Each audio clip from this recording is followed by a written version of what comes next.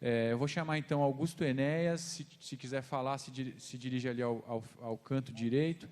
Guilherme Gonçalves, Cleide Napoleão, Vitor Hugo Tonin e Manuela do Sindprev. Antônio Barbosa, Linira, Jacques Dornelas, Luiz Otávio. Fica para amanhã, muito obrigado, viu? Vou depois corrigir uma gafe aqui minha. Mauro Alves, com Sabesp, Henrique Sanches, doutora Clair, falei errado o nome dela, desculpe, e a Mauri do FENAS-TC, ok? Depois eu chamo mais. Ok, pessoal, boa noite. Saudação à mesa, saudação aos apoiadores e aos presentes. E dizer que logo no início da conversa, da palestra, fui localizada aqui por Carmen Bressani, quando ela se refere, então, ao ajuste fiscal e como ele é feito com aumento de impostos, redução de gastos e retirada de 20 bilhões nos reajustes dos servidores públicos federais.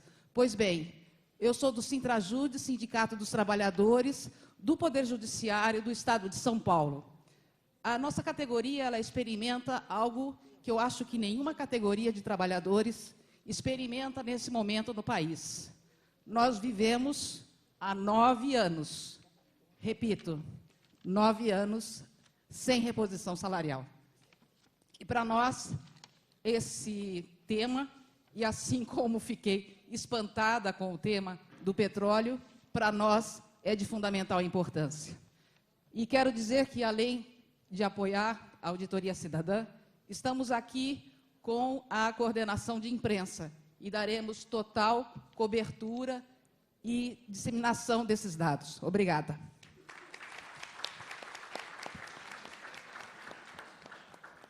Eu gostaria de falar hoje, apesar do cansaço de todo mundo, porque a Maria Lúcia Fatorelli falou muito do papel do Banco Central.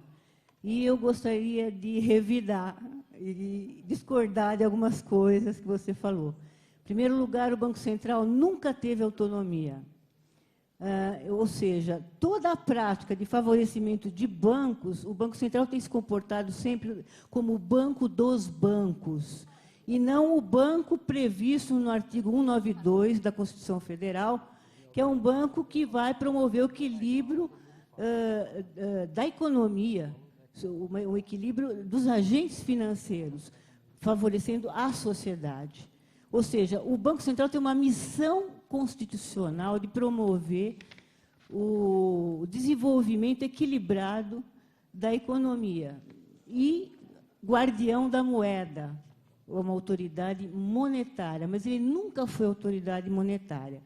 O Copom, Comitê de Política Monetária, ele é composto de 3 figuras, né, que é o Tombini, que é o presidente do Banco Central, é o ministro da Fazenda e é o do Planejamento. Ou seja, o Banco Central, para opinar sobre os juros, que o Copom é que vai estar agora, sempre 2 vezes por mês, não me lembro agora quantos dias é, mas é que faz 15 anos que eu aposentei, tá, do Banco Central, trabalhei no Banco Central há 24 anos, conviver com toda a modificação que houve no sistema econômico desde 74, quando eu entrei no Banco Central. E em 88, nós tivemos uma Constituição que, antes dela, em 87, o FMI e o Banco Mundial emprestaram 2 bilhões de dólares para o Brasil.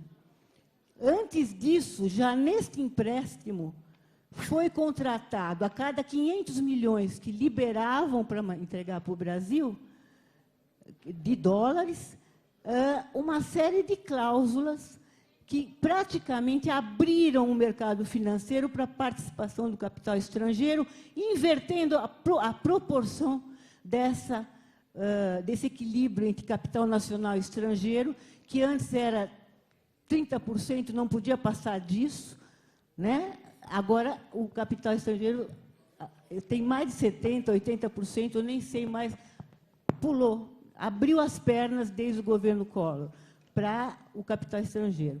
Então, o Sindicato Nacional dos Funcionários do Banco Central, eu sou conselheira, participo do sinal desde a fundação dele. É uma luta histórica conquistar a autonomia do Banco Central, justamente para fazer valer a missão institucional voltada para a sociedade, que nunca valeu, sempre foi o banco dos bancos. É a bandeira do nosso sindicato conquistar a autonomia, que o governo do PT odeia, nunca quis dar autonomia nenhuma. Que autonomia? Apenas autonomia operacional, ou seja, nenhum processo de irregularidade fica parado nas gavetas da alta direção do Banco Central. E autonomia financeira e administrativa, ou seja, o Banco Central ter dinheiro para dar as condições para os funcionários trabalharem. O Banco Central está sendo desmontado. Ele está com menos de 40% do efetivo, do quadro de PCL necessário e previsto em lei. Ou seja, ele está sendo, aos poucos, desmontado para não fiscalizar, não regulamentar o mercado. Enquanto isso, a corrupção crescendo. Eu só queria fazer esse adendo, desculpa a demora, mas é muito complicado. Tá, obrigado. Boa noite, companheiras e companheiras. Eu sou Jacques Dornelas. Eu estava na resistência em 64, dentro do Exército Nacional, defendendo a Constituição e a regulação dos recursos drenados do nosso país para os banqueiros internacionais. Então, havia uma limitação. O governo Jango assinou em praça pública, em 13 de março de 64, a limitação da remessa de lucros, de juros, do sistema financeiro internacional. E foi essa a razão porque eles vieram com uma parte da frota americana para as nossas águas para ajudar os golpistas de 64 e que atentaram contra o nosso país. Militarmente, nós éramos mais fortes, mas o nosso presidente, a pretexto de não derramar sangue, se recolheu ao exílio, deixando uma vasta quantidade de militares como nós, do Exército, Marinha e da Aeronáutica, sendo presos e processados, enfim, depois anistiados.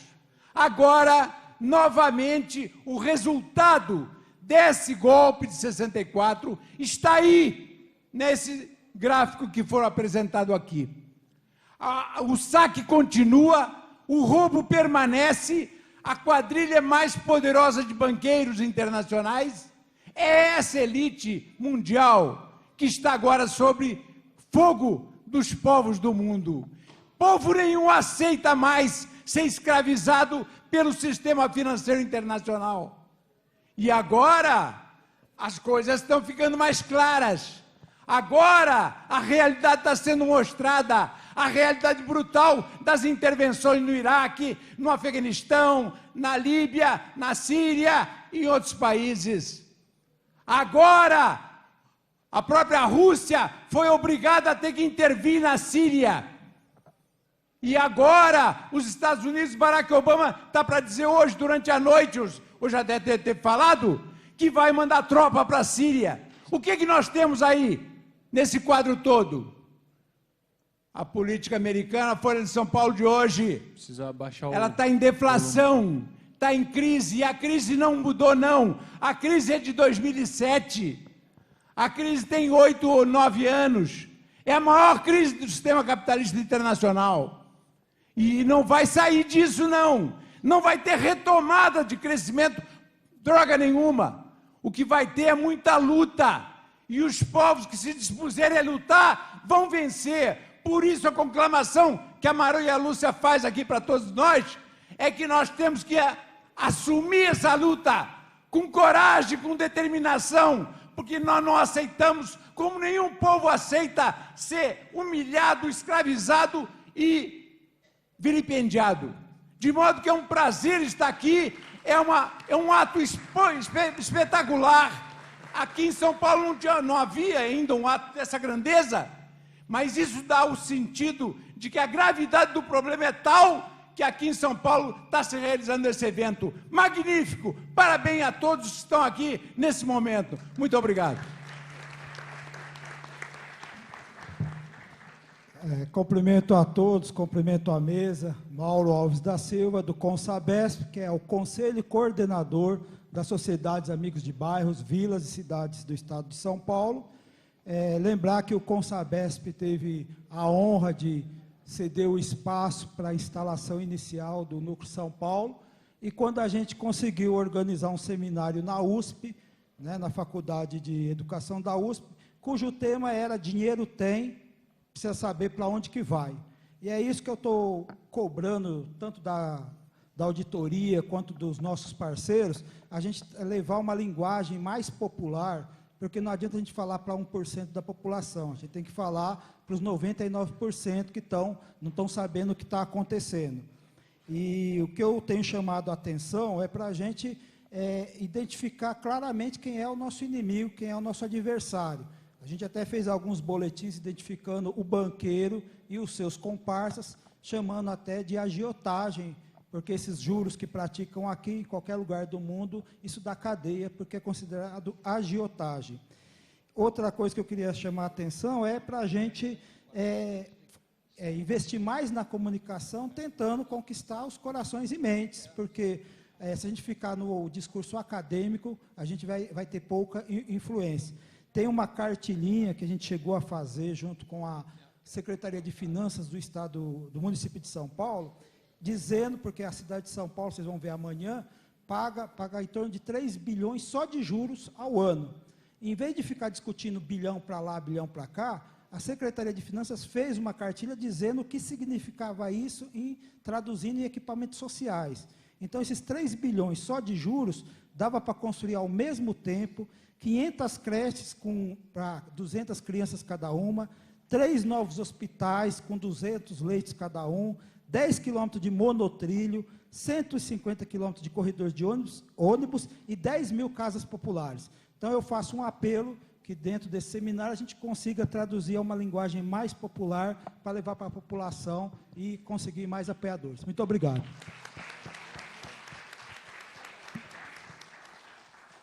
Boa noite a todos e todas.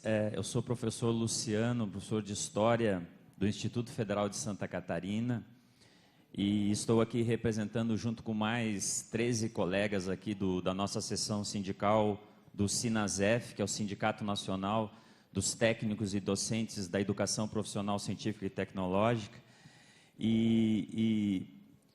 Essa questão da auditoria da dívida pública surgiu para nós durante a nossa greve agora de 2015, que na nossa sessão lá completou quase 80 dias. E nós começamos a fazer uma série de atividades de formação política durante a greve, utilizando o vídeo da Maria Fatorelli, que ela fez especialmente para o SINASEF, com a mediação minha e do professor Paulo Henrique Amorim de Geografia. E fizemos isso em diversos campos e teve uma significativa receptividade. Por que essa receptividade? Porque a gente acha que essa questão central da dívida pública, ela é uma chave de interpretação para uma leitura crítica do mundo, que parte tanto do nosso cotidiano, do micro, para uma conjuntura e para uma macroestrutura. Porque nós podemos entender, através dessa chave de interpretação, o acontecimento da greve, cujos principais motivos foi um corte bilionário da educação federal, o arroxo salarial e a perda de direitos trabalhistas. Num aspecto mais amplo, dentro da conjuntura nacional, podemos entender essa crise econômica política seletiva e essa nova onda conservadora e essa guinada para a direita do governo do Partido dos Trabalhadores em nome desse arroxo fiscal. E aí entender mais macroestruturamente essa nova crise, dessas crises cíclicas, do capitalismo industrial e financeiro, que sempre pretende maximizar os seus lucros, independente dos impactos sociais e ambientais, e fazendo com que, mais uma vez, o trabalhador, a juventude e os aposentados sejam chamados para pagar essa conta que não é nossa. Então, eu acho que nós estamos aqui com os nossos companheiros aqui, com essa meta de descolonizar as nossas mentes, os nossos corações, desse discurso ideologizante, analisante, alienante do capital. E aí falou-se aqui muito em consciência, que isso entre na nossa consciência, porque a consciência histórica gera a consciência política, e que a gente possa se mobilizar dessas formas que nós estamos aqui implementando aqui, nos mobilizar para uma organização, para uma luta efetiva, para que aconteça no Brasil e também no mundo uma emancipadora auditoria cidadã da dívida. Muito obrigado.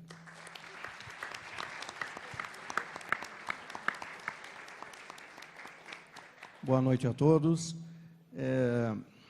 Meu nome é Amauri, eu presido uma Federação Nacional das Entidades de Servidores de Tribunais de Contas. Venho lá do Rio Grande do Sul e nós temos lá um músico chamado Dante Ramon Ledesma. Numa das músicas ele conta uma história de um argentino que vinha para o Brasil e, parado em Uruguaiana, que é uma cidade de fronteira, lhe pediram a identidade.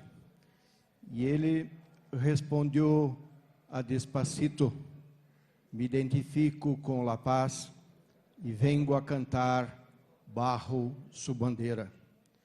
Nós somos a paz, mas somos também um povo que tem o direito da autodefesa.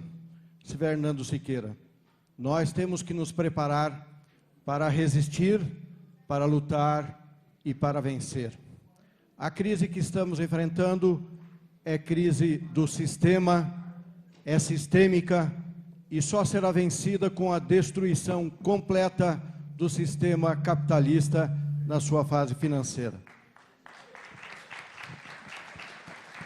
Quero encerrar aqui fazendo uma homenagem a Maria Lúcia. E ela se dirige no seguinte sentido: todas as entidades aqui presentes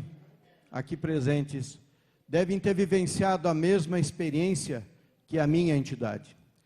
Quando nós começamos a trabalhar com a auditoria cidadã, aumentamos a consciência, desenvolvemos a consciência dos nossos militantes, dos nossos filiados, e conseguimos estabelecer uma dinâmica nova para o debate das questões do Brasil e da minha categoria.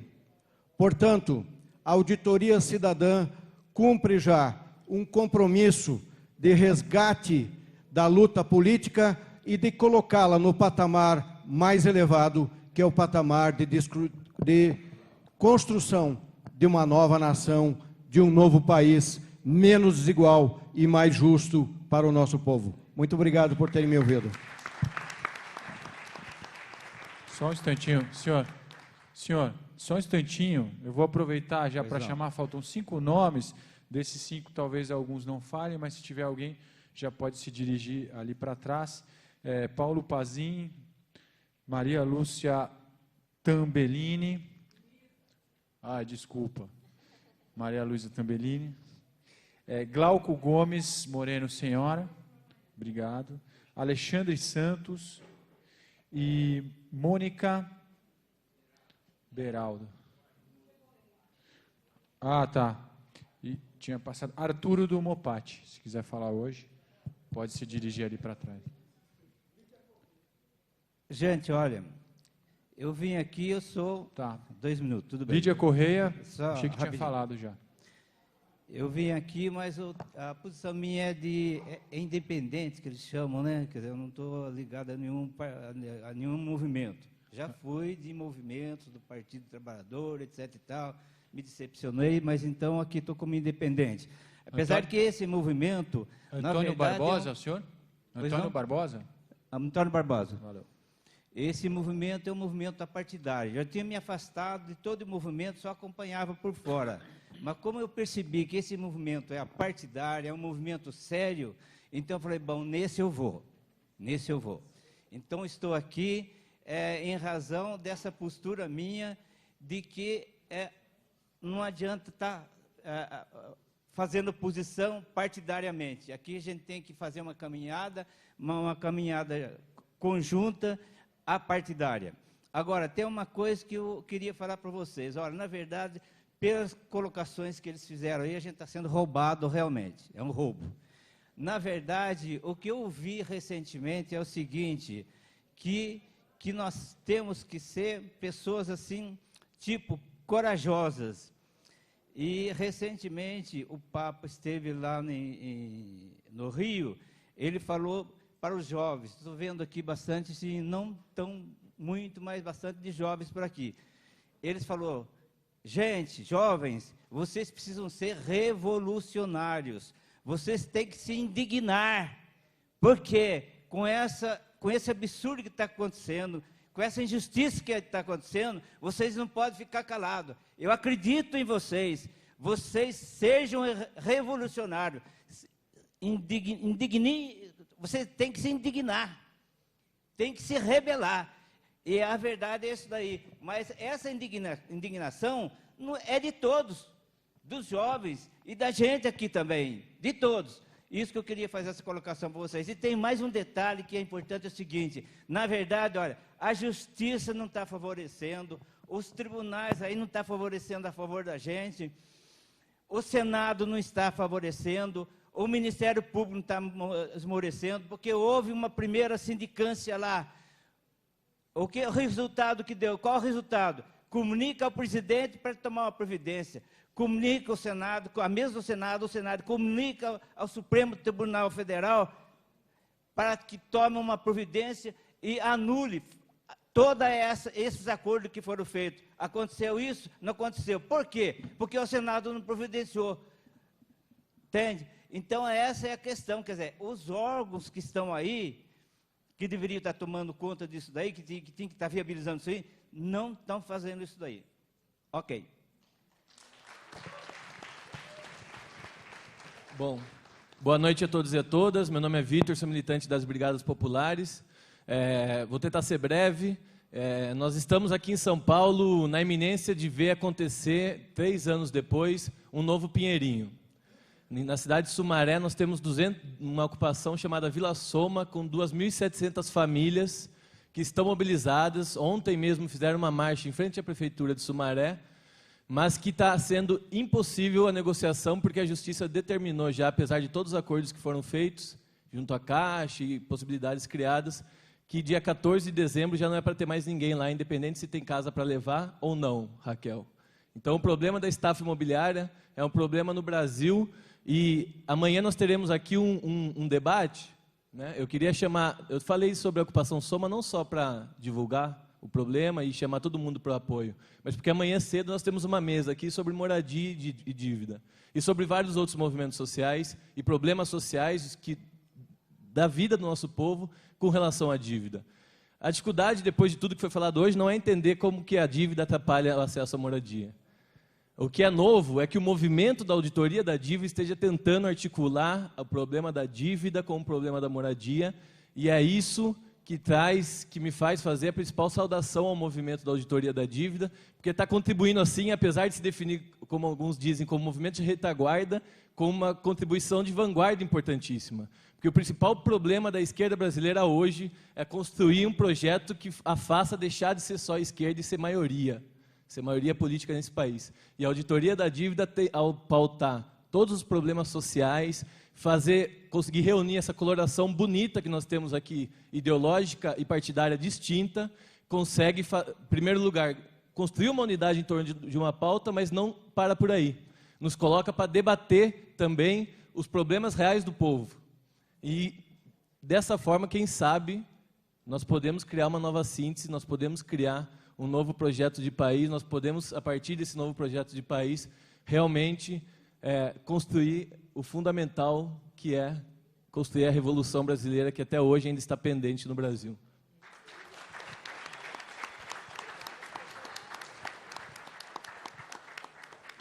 Boa noite a todos e a todas. Sou Glauco, sou do Movimento Popular lá da Capela do Socorro, né, que é o sul da Zona Sul lá, e também sou do Conselho da Supervisão Técnica lá de Saúde, né. E queria colocar 2 pontos aqui para pensar junto com a Auditoria Cidadã da Dívida, que é, primeiro, que essa discussão é muito cara na comunidade, porque pouco se fala lá. Nós temos muita vontade de participação política, né? Tem muitos movimentos de moradia, movimentos populares, movimentos sociais, mas essa discussão não chega lá com um aprofundamento bacana, assim, para ser discutido com as lideranças, com o pessoal de lá, ver uma participação conjunta, né? Então, acho que eu também peço aqui uma conversa mais próxima, pelo menos assim, com essas lideranças, com os movimentos que atuam, né? Que tem muita força de vontade nos movimentos e eles querem melhorar, né? E o segundo ponto é que também amanhã vai ser discutido uma mesa sobre saúde, né? Mas eu deixo aqui para os companheiros pensarem como é que está operando a saúde hoje na cidade de São Paulo, né? Como que a corrupção está no nível municipal, né? Então, eu não sei se vocês já acompanham ou não, mas a saúde hoje está sendo vista como um produto, né? E as organizações sociais estão tendo grandes dificuldades aí para lidar com a nossa saúde, aí, e o SUS está sendo muito comprometido. Além de fiscalização, médicos que estão dando para os amigos dele como posso dizer, um vício para faltar lá, né? Então os médicos, oi? Não entendi. Isso, desculpa, atestado. Médicos estão dando para os próprios médicos, colegas atestados para faltar, né? Essas OS não estão deixando os conselheiros participarem. Então, acho bacana estar aqui e mostrar também que a corrupção também está na localidade forte, né? É isso que eu deixo para os companheiros pensarem para a gente discutir amanhã na mesa de saúde. Obrigado.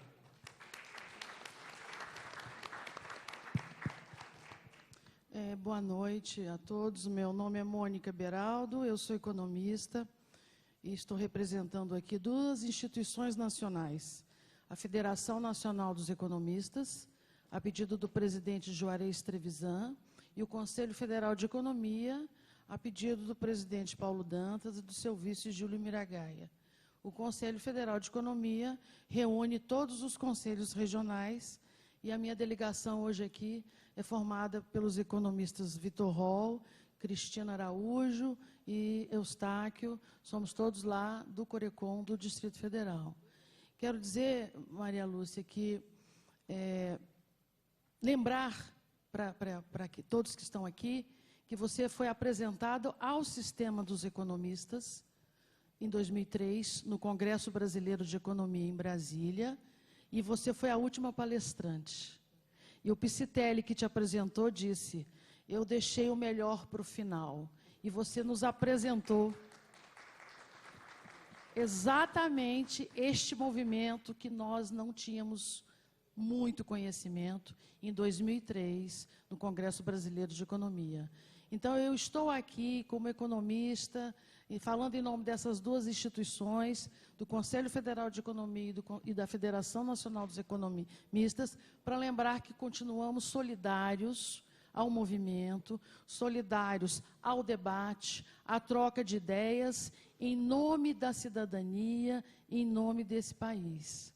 Continue, porque você, quando apareceu no Congresso, com o seu jeito de fadinha, e com cara de boneca, e falar de uma coisa tão importante, e uma mulher liderando esse movimento, para nós foi uma grande surpresa, e você levou para os economistas a ideia de continuar acompanhando esse assunto tão importante para o nosso país.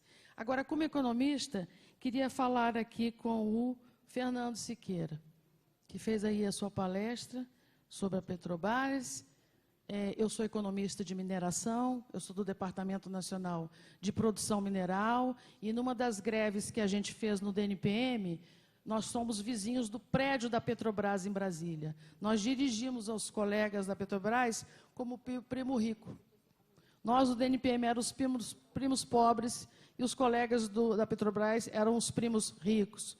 Quero dizer a você que somos solidários. A sua palestra nos emocionou, você falou em nome dos engenheiros, mas eu também não falo só em nome dos economistas, mas de todos os trabalhadores da mineração, que envolve todas as substâncias minerais, o petróleo e o gás. Somos solidários no resgate desses trabalhadores de uma instituição tão importante. Muito obrigada. Raquel. Oi, Dimitrios. Deixa eu pegar os livros ali que a Raquel está indo. Acho que Bom, tá. eu sou Lídia Só um Corrêa. instantinho, desculpa. Raquel, a gente queria te presentear com alguns exemplares dos livros da auditoria. Ah, ótimo. Que satisfação. Obrigado. Desculpe, Lídia. Muito obrigado. Eu sou Lídia Corrêa, eu sou da Confederação das Mulheres do Brasil e do PPL. Queria cumprimentar a todos os palestrantes, ao Fernando Siqueira, por apresentar tão bem aqui, demonstrar tão bem a importância estratégica do petróleo, a Maria Lúcia Fatorelli, e a Auditoria Cidadã, que leva essa discussão, que aprofunda essa discussão sobre a questão da dívida pública. Mas eu queria falar aqui de uma experiência que nós vivemos aqui em São Paulo, que foi a criação do Comitê pela Renegociação da Dívida do município de São Paulo, e depois nós levamos essa articulação para o Conselho da Cidade, que reúne cerca de 100 lideranças e personalidades, e o Conselho da Cidade assumiu isso e produziu depois, então, uma carta da cidade de São Paulo, que nós encaminhamos ao Congresso Nacional e fizemos gestões para que fosse aprovada a Lei 99, que foi aprovada no final do ano passado e que a presidente Dilma não sancionou e ainda não foi feito, e que nós estamos agora no movimento para exigir a imediata aplicação e o cumprimento da lei. Mas a experiência que nós vivemos foi muito interessante, inclusive para nós, porque é o seguinte: os números demonstravam aberração, esse mesmo número que a Maria Lúcia Fatorelli aqui expôs tão bem, e que é difícil, inclusive, das pessoas compreenderem. Tamanho é o absurdo, a irracionalidade que acontece com o sistema da dívida e como foi se levando o mundo a essa situação de consumir metade do orçamento da União. Os estados e os municípios, a indústria, o comércio e as famílias estão absolutamente endividadas por conta, não das suas dívidas originais, mas por conta desses juros que são absolutamente extorsivos, pornográficos, absurdos, que é o que a gente está vivendo. A dívida de São Paulo, o Mauro já citou alguma coisa, e as pessoas, muitas do Conselho, inclusive personalidades, inclusive ilustradas, muitas, não entendiam inicialmente o absurdo que era a dívida. Achavam que a gente estava inventando. E a gente dizia, isso daqui são dados do Tribunal de Contas oficiais apresentados pelo Brasil, isso aqui são números da Secretaria de Finanças, públicos e publicados. E era simplesmente o seguinte: a dívida inicial era 11 bilhões, pagamos 22 bilhões em 12 anos, e a dívida foi para 58 bilhões. Se pagarmos tudo absolutamente em dia, ao final desse contrato, dessa dívida, nós vamos ter pago. A dívida vai estar em 163 bilhões nas melhores perspectivas. Ou seja, é uma coisa que as pessoas não acreditavam. Não, mas não é isso. Você está dizendo, não são dados meus, eu não estou informando, isso daqui é do Tribunal de Contas, documento oficial, faz parte do Senado. E esses são os números, essa é a aberração, e é contra isso que a gente tem que lutar e confiar de que nós vamos demonstrar absurdo disso e que cada vez muito mais gente, instituições, organizações e partidos políticos vão abraçar essa causa, que muito bem tem sido levantada e levado pela Auditoria Cidadã, que ajuda, nos informe, nos dá elementos e dados para que a gente possa levar essa luta para frente. Era isso que eu queria colocar. Amanhã a gente vai poder discutir mais. Vamos em frente. Obrigado. Vamos.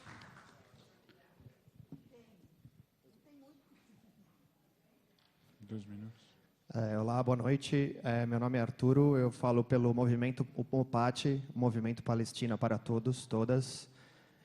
E a gente foi convidado. Eu só queria informar, então, porque, na verdade, do convite, e, na verdade, a nossa vontade de ter uma parceria com a auditoria, porque o MOPAT, na verdade, ele luta e ele procura se aliar, ele procura trazer a questão palestina para os movimentos brasileiros.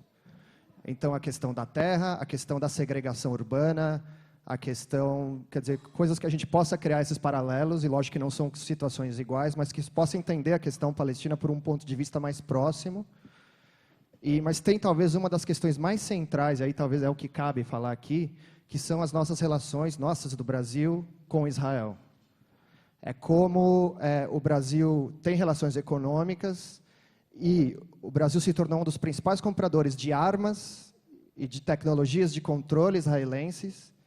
Ou seja, nós, de alguma forma, estamos financiando isso que nós lemos nos jornais, isso que nós vemos na TV. Quer dizer, a opressão israelense contra os palestinos, o Brasil está ajudando a sustentar. E isso, pela lei internacional, inclusive, é crime internacional. Você sustentar uma situação de ocupação é um crime, porque a ocupação em si é ilegal. Então, na verdade, a gente só trouxe essa mensagem e é uma vontade de estender a mão e criar esses lá e saber mais. A gente queria mais informação de verdade a respeito do tamanho e dessas relações, para que a gente possa trazer o debate e, a partir daí, poder ajudar para impedir o contínuo controle e a contínua opressão de décadas que já existem. Esses palestinos que estavam aqui hoje são impedidos de voltar para a terra deles. E uma série de opressões e violências e mortes e bombardeios em Gaza que a gente assiste e que nós temos que entender que nós também somos responsáveis. Então é só isso que eu queria dizer. Muito obrigado. Só fazer um adendo para você, Arturo. Tem os dealers, são quem negocia os títulos da dívida pública, são grandes bancos e tal.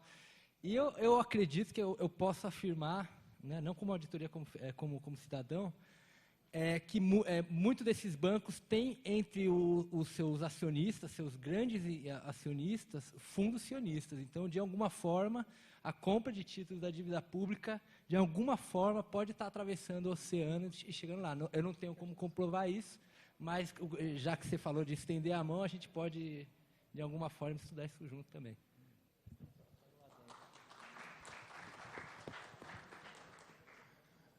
Boa noite, quase de madrugada.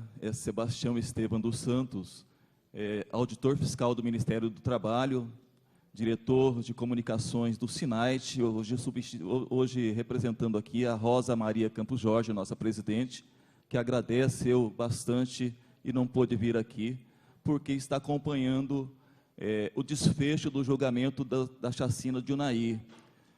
Só recordando aos colegas aqui presentes, uma equipe toda do Ministério do Trabalho foi assassinada lá em Minas Gerais. Os executores do crime, que aconteceu há 12 anos atrás, já foram julgados e condenados, e os mandantes desse crime, que envolveram 3 auditores fiscais do trabalho em serviço, e o motorista da equipe também, os mandantes, há 12 anos, conseguiam, pelo capital financeiro, pelo poder, procrastinar esse julgamento, e esse julgamento está acontecendo hoje. O júri está reunido, nesse momento, para dar a sentença que eu espero que seja bastante tempo longe daqui das ruas. Enfim, você acabou aí dizendo exatamente do nosso material de trabalho, falando aí no final da questão do trabalho infantil. Aquela cena ali de trabalho infantil, uma das chagas do nosso país. Trabalho escravo, o combate ao trabalho escravo foi o que levou os fazendeiros a mandarem assassinar os colegas fiscais. Tá? Agora, estou falando que eu sou fiscal do Ministério do Trabalho aqui, não sou não, porque o Ministério do Trabalho, por conta dos ajustes fiscais aí do governo, foi extinto, né? As pessoas, de tanto desmonte que se fizeram do Ministério do Trabalho, de tanto desmonte, nós mesmos interditamos várias unidades do nosso próprio Ministério do Trabalho, e foi extinto, né? Hoje, então, é um caos os auditores fiscais do trabalho, é um caos lá os servidores do Ministério do Trabalho, está tudo um caos. Enfim, mas quero dizer aqui que fiquei muito honrado de estar vindo aqui representando os auditores fiscais do trabalho e temos, assim,